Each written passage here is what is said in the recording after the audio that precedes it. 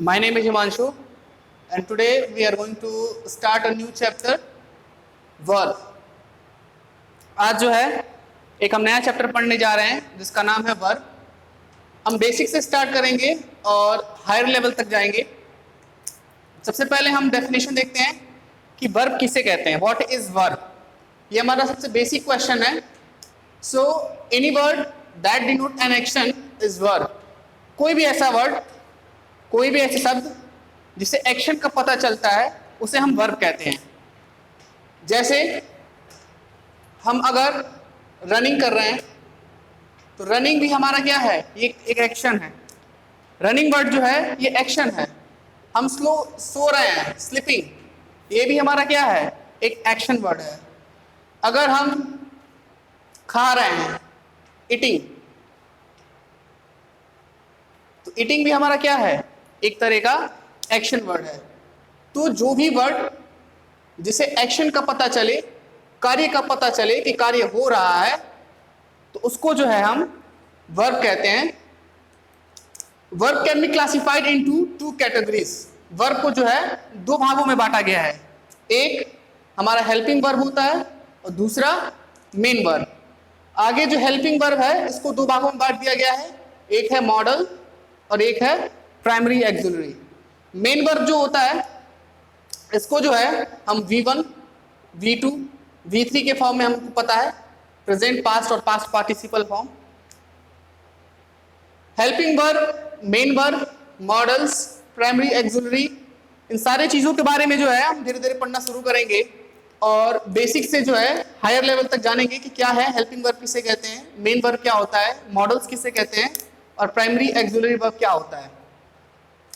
तो बेसिकली जो helping verb है it is always preceded by the main verb. Helping verb जो होता है हमेशा मेन वर्ब के पहले प्रयोग होता है।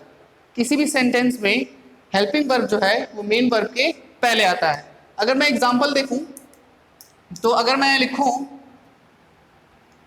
अगर हम एग्जांपल लिखें,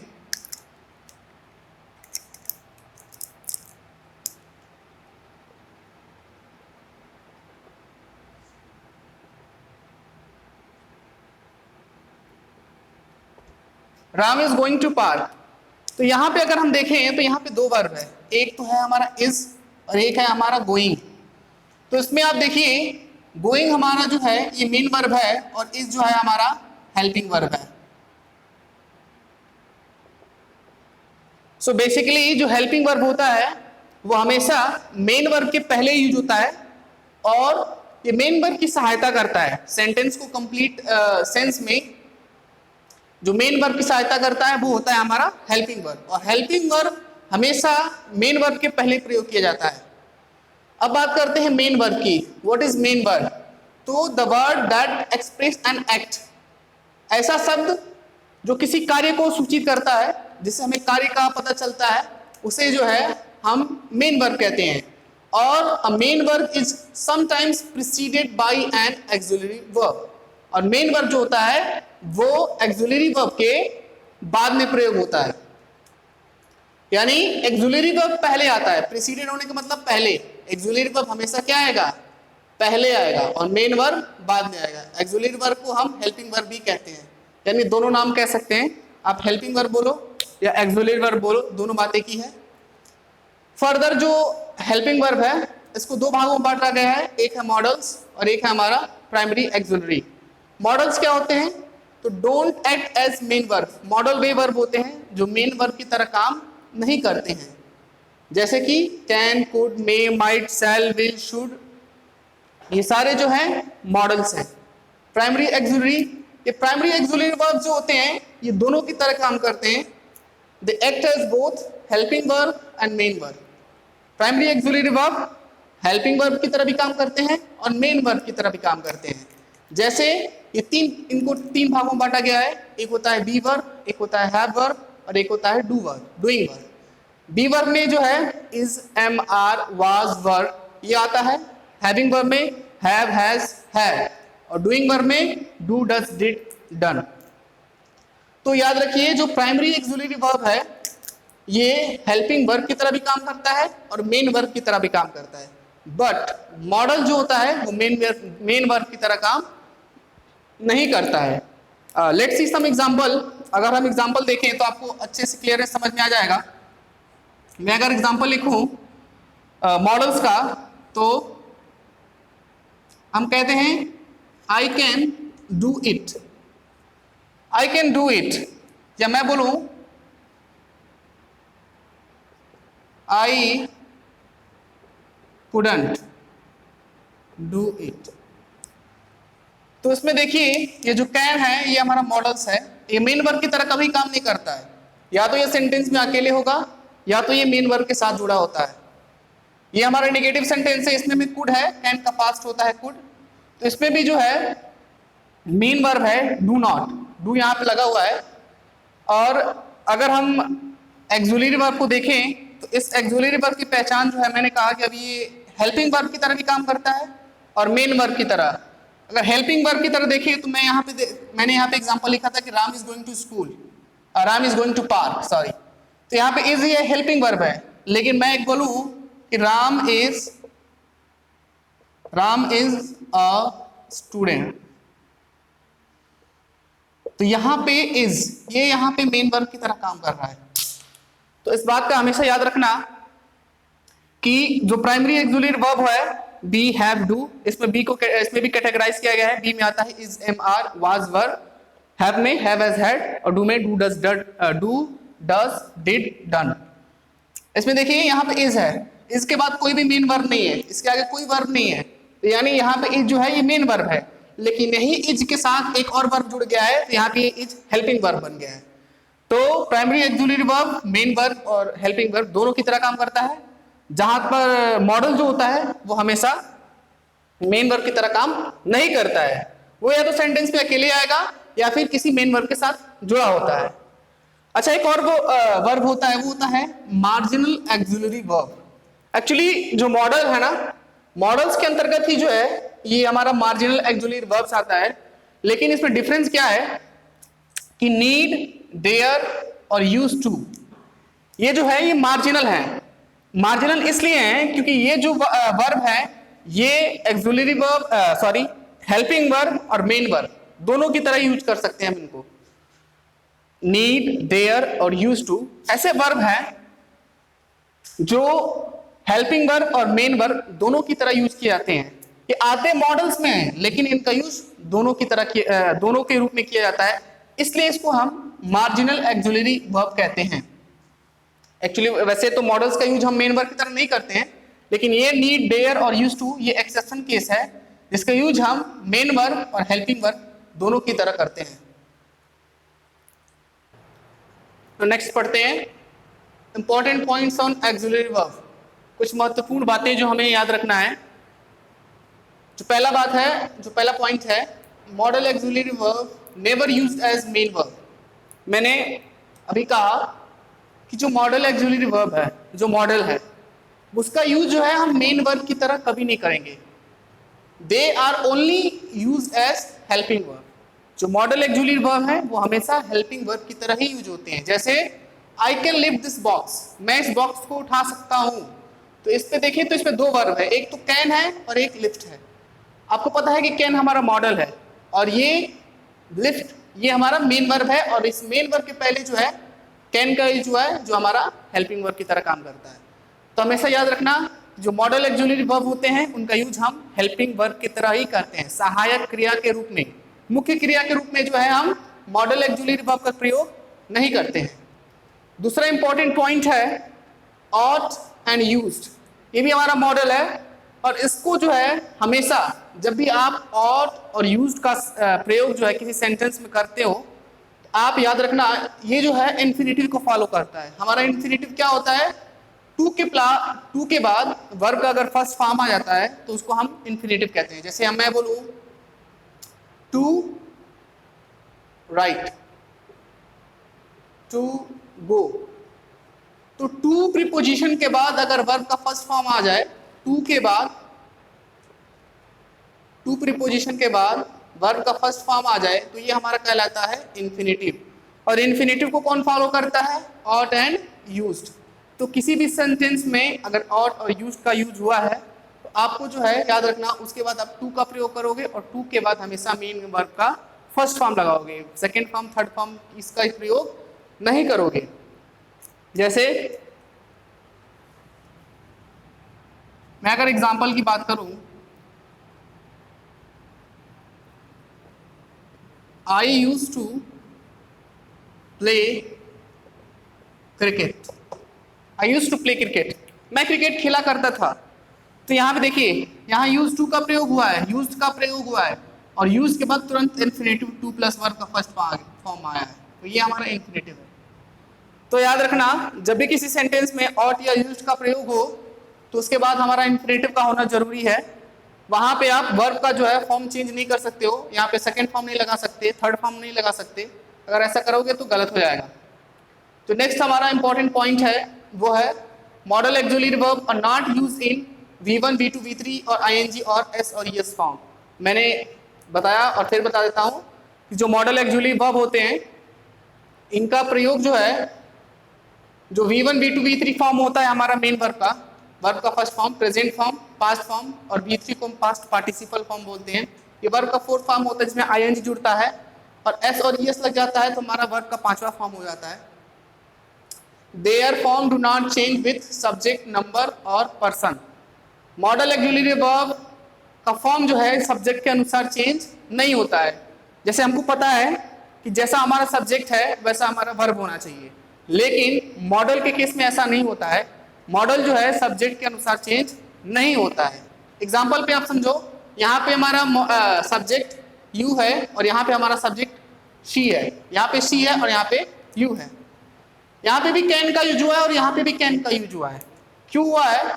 क्योंकि हमारा मॉडल जो है सब्जेक्ट के ऊपर डिपेंड नहीं करता है। सब्जेक्ट कुछ भी हो, फर्स्ट पर्सन हो, सेकंड पर्सन हो, सिंगुलर हो या प्लूरल हो, इस पे आपको कोई फर्क नहीं पड़ेगा। तो ये कुछ इंपॉर्टेंट पॉइंट्स हैं जो आपको ऑक्सिलरी वर्ब, जो मॉडल ऑक्सिलरी वर्ब है, इसके अंतर्गत आपको याद रखना है। नेक्स्ट जो है अभी हम पढ़ने जा रहे हैं, अभी हम मॉडल्स के बारे में पढ़ेंगे कि इसका यूज हम कैसे करते हैं। तो सबसे पहले है हमारा कैन और कुड। कैन का पास्ट फॉर्म होता है कुड, और कैन का यूज कहाँ पे करते हैं? जहां हमको पावर डिनोट करना है, जहां पे हमको एबिलिटी दिखानी हो या हम कैपेसिटी दिखानी हो, या हमको टेकिंग या परमिशन लेना हो या परमिशन देना हो, या हमको थ्योरेटिकल पॉसिबिलिटी दिखानी हो। तो ऐसे सिचुएशन में जो है हम कैन और कुड का यूज करते हैं। कैन का पास्ट फॉर्म होता है कुड। हमें कैन का यूज करते हैं पावर, एबिलिटी, कैपेसिटी, परमिशन लेने या परमिशन देने के लिए, या थ्योरेटिकल पॉसिबिलिटी को शो करने के लिए। अच्छा, एक और चीज है, कैन का यूज होता है फ्रेंडली रिक्वेस्ट के लिए, और फॉर्मल रिक्वेस्ट करना है तो आपको कुड का यूज करते हैं। जैसे can I take your pen, क्या मैं तुम्हारा पेन ले सकता हूं? तो ये हमारा फ्रेंडली रिक्वेस्ट है। और अगर हमारा फॉर्मल रिक्वेस्ट की बात करें तो मैं बोलूं could I talk to mister Shukla, क्या मैं मिस्टर शुक्ला से बात कर सकता हूं? तो ये हमारा होता है फॉर्मल रिक्वेस्ट। अच्छा, एक एग्जांपल मैंने यहां पे लिखा है, I can not be able to come tomorrow. तो आपको बताना है कि जो सेंटेंस है क्या ये सही है या गलत है। I can not be able to come tomorrow, तो अगर इस पे ध्यान से देखा जाए तो कैनॉट और एबल टू दोनों का मीनिंग सेम है। कैनॉट और एबल टू ये दोनों कैपेसिटी को शो करते हैं, मैं नहीं आ सकता, यानी मैं आने में सक्षम नहीं हूं। तो याद रखिए, कभी भी एबल टू का प्रयोग किसी सेंटेंस में अगर हुआ है तो उसके साथ हम कैनॉट का यूज नहीं कर सकते, या फिर अगर हम कैनॉट का यूज करते हैं तो एबल टू का यूज नहीं करेंगे। यानी दोनों को एक साथ हम किसी भी सेंटेंस में यूज नहीं करते हैं। अगर ऐसा करते हैं तो सेंटेंस जो है हमारा सुपर फ्लॉस हो जाता है, जिसको हम कहते हैं ना कि ज्यादा मीनिंग निकल जाएगा, तो वो ऐसा नहीं होना चाहिए। किसी भी सेंटेंस में अगर कैनॉट का यूज हुआ है तो एबल टू का यूज नहीं होगा, अगर एबल टू है तो कैनॉट का यूज नहीं होगा, क्योंकि दोनों का मीनिंग सेम होता है। तो अगर मैं सही बोलूं कि क्या ऐसा सही होगा, तो आई कैनॉट कम टुमारो, ये सही है। नेक्स्ट, मे सो पॉसिबिलिटी, संभावना। संभावना को व्यक्त करने के लिए हम पॉसिबिलिटी करते हैं कि हो सकता है आज बारिश हो जाए, तो ये हम प्रेडिक्शन करते हैं, तो पॉसिबिलिटी करते हैं, तो पॉसिबिलिटी शो करता है मे। ये ज्यादा इन पॉसिबिलिटी शो करता है मे, माइट भी पॉसिबिलिटी को शो करता है और मस्ट भी पॉसिबिलिटी को ही शो करता है। डिफरेंस क्या है कि माइट जो है कम पॉसिबिलिटी को शो करता है, मस्ट जो है ज्यादा पॉसिबिलिटी को शो करता है, और मे ना ही कम पॉसिबिलिटी और ना ही ज्यादा पॉसिबिलिटी को शो करता है। जैसे मैं बात करूं इट मे रेन टुनाइट, आज बारिश हो सकती है, तो यहां पे पॉसिबिलिटी कैसी है, हो भी सकती है और नहीं भी हो सकती है, तो पॉसिबिलिटी ज्यादा नहीं है। लेकिन अगर मैं कहूं कि इट माइट रेन टुडे या इट माइट रेन टुनाइट, तो यहां पे पॉसिबिलिटी बिल्कुल कम है। जब माइट का यूज है तो आप समझिए कि वहां पॉसिबिलिटी एकदम कम है। और वहीं अगर मैं बोलूं कि इट मस्ट रेन टुनाइट, तो यहां पे पॉसिबिलिटी ज्यादा है। तो डिफरेंस क्या है कि मस्ट सबसे ज्यादा पॉसिबिलिटी हो तो वहां पे यूज करिए, माइट का यूज जहां पॉसिबिलिटी एकदम कम हो, जहां संभावना एकदम कम हो, वहां आप माइट का यूज करिए, और मे जहां पे पॉसिबिलिटी ना ही ज्यादा है और ना ही कम है, मतलब ठीक ठाक है, तो वहां पे हम मे का यूज करते हैं। तो ये है हमारा बेसिक चीजें, और आगे हम पढ़ेंगे। नेक्स्ट हम पढ़ेंगे जो हमारा इंपॉर्टेंट रूल है। अभी हमने पढ़ा कि मे, माइट और मस्ट, इसका यूज हम पॉसिबिलिटी को शो करने के लिए करते हैं। तो इसमें एक चीज ध्यान देने वाली बात है कि अगर पॉसिबली या लाइकली किसी भी सेंटेंस में आता है तो उसके बाद हम मे का यूज नहीं करेंगे, क्योंकि पॉसिबली और लाइकली भी पॉसिबिलिटी को शो करता है। जैसे कुड और एबल टू दोनों कैपेसिटी को शो करता है, तो दोनों भी एक साथ यूज नहीं हो सकते। तो वैसे यहां पर भी पॉसिबली या लाइकली इनमें से कोई एक मे का साथ यूज नहीं हो सकता है। जैसे he will possibly come tomorrow, तो he will possibly come tomorrow, यहां पे पॉसिबली का यूज नहीं कर सकते हम, ही विल कम टुमारो सही है। नेक्स्ट क्या है कि सेल और विल, सेल और विल का यूज आपको पता है कि हम फ्यूचर टेंस में करते हैं। सिंपल फ्यूचर टेंस में हम सेल और विल का यूज करते हैं वर्ब के फर्स्ट फॉर्म के साथ। सेल का यूज कहां करते हैं, फर्स्ट पर्सन आई और वी के साथ। फर्स्ट पर्सन है आई और वी, जैसे वी शैल गो टुमारो या I shall leave now, I shall leave now. Will का यूज करते हैं हम सेकेंड और third person, you, he, she, it, they, इनके साथ। अच्छा एक चीज और है, मॉडर्न इंग्लिश में जो है आजकल आपने देखा होगा किताबों में कहीं कहीं जो है आई के साथ हम विल का यूज देखते हैं, और वी के साथ जो है हम विल का यूज कर देखते हैं, और यू के साथ सेल और ही के साथ भी हम सेल का यूज देखते हैं। तो ऐसा कब होता है, तो याद रखिए अगर आपको कमांड शो करना है, प्रॉमिस, थ्रेट, डिटर्मिनेशन, कंपल्सन, ये अगर ये चीजें हैं तो आप जो है आई के साथ विल का यूज कर सकते हैं। अगर आप कमांड शो करना है तो आई के साथ विल का यूज कर सकते हैं, प्रॉमिस शो करना है तो भी कर सकते हैं, थ्रेट, डिटर्मिनेशन, कंपल्सन, इन सारी, अगर इन सारे फैक्ट्स को आपको शो करना है किसी सेंटेंस में तो आप जो है आई और वी के साथ विल का यूज कर सकते हैं, जो कि आजकल मॉडर्न इंग्लिश ग्रामर की किताबों में देखने को मिलता है। पहले हम क्या करते थे, पहले देखते थे कि आई और वी के साथ हम सेल का यूज करते हैं, लेकिन एक सबसे इंपॉर्टेंट चीज ये है कि हमारे इंट्रोगेटिव सेंटेंस जो होते हैं, तो इंट्रोगेटिव सेंटेंस में ये रूल फॉलो नहीं करता है। आप इंट्रोगेटिव सेंटेंस में आई के साथ सेल का ही प्रयोग करोगे, वी के साथ सेल का ही प्रयोग करोगे। बाकी इंट्रोगेटिव सेंटेंस को छोड़ के बाकी जो अदर हमारे 4 सेंटेंस हैं, 3 जो हैं हमारे असर्टिव है, इंपरेटिव है, नेगेटिव है और एक्सक्लेमेटरी है, ऑब्जेक्टिव है, इन सब में जो है आप आई और वी के साथ विल का प्रयोग कर सकते हो अगर आपको इनमें से किसी भी केस को शो करना है तो। नेक्स्ट एक कुछ एग्जांपल देखते हैं जिससे हमको अच्छे से समझ में आ जाएगा कि सेल और विल का यूज हम कहाँ करते हैं। अच्छा एक चीज और बता दूं मैं, जैसे कैन का पास्ट कुड होता है, वैसे सेल का पास्ट होता है शुड और विल का पास्ट होता है वुड। इसे एग्जांपल देखते हैं, he hoped that he will pass, he hope that he will pass. यहां पे देखिए ये सेंटेंस क्या सही है, आप बताइए कि ये सेंटेंस सही है। दूसरा सेंटेंस है he said that man is not a machine. दोनों में काफी डिफरेंस है। अगर आप ध्यान से देखें तो यहाँ सेंटेंस की शुरुआत में जो है पास्ट फॉर्म आया है होप, और यहाँ पे देखिए विल आया है, जो कि गलत है। अगर सेंटेंस में कोई भी सेंटेंस पास्ट फॉर्म से शुरू होता है तो हम यहाँ पे पास्ट फॉर्म ही लिखेंगे जो हमारा वुड होता है। विल का पास्ट फॉर्म क्या होता है? वुड।